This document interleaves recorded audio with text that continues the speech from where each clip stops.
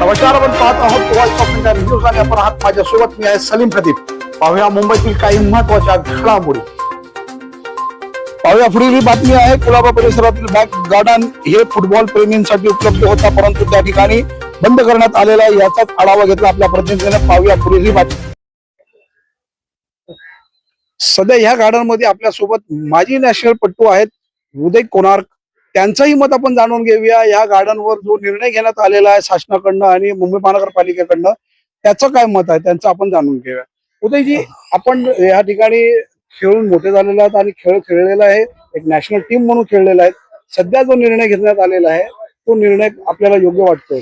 सध्या जे निर्णय घेतलेला आहे मी त्याचा विरोध आणि निषेध करतोय. कारण का हा जी ग्राउंड आहे हा गोलगरिबांसाठी आहे आणि हा फुटबॉल जो आहे ते गोलगरिबांचाच आहे. हा ग्राउंड मोठे मोठे नॅशनल इंटरनॅशनल ओलंपियन तयार झालेला आहे. हा एकमेव मड ग्राउंड आता कुलाब्याला सध्या आहे. आणि आम्ही जे काल पत्रव्यवहार माजी नगरसेवक पुरण जोशी आणि मी स्वतः होते, माझ्यासोबत विकास आणि अरविंद राणे म्हणून होते. आम्ही स्वतः additional commissioner gardens eastern region mister Dakne sir यांना आम्ही पत्रव्यवहार देऊन आलोय की सर तुम्ही हा ग्राउंड जसं नॅचरल आहे तसंच नॅचरल ठेवा.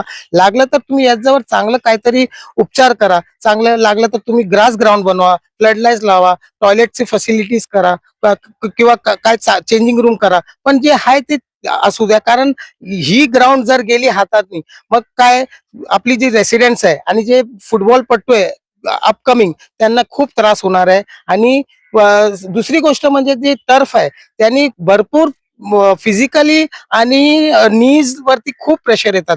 जी लाईफ नॅचरल टर्फ मध्ये 10 वर्षाचं आहे ते टर्फ मध्ये 2 किंवा 3 वर्षात ते संपून जातोय.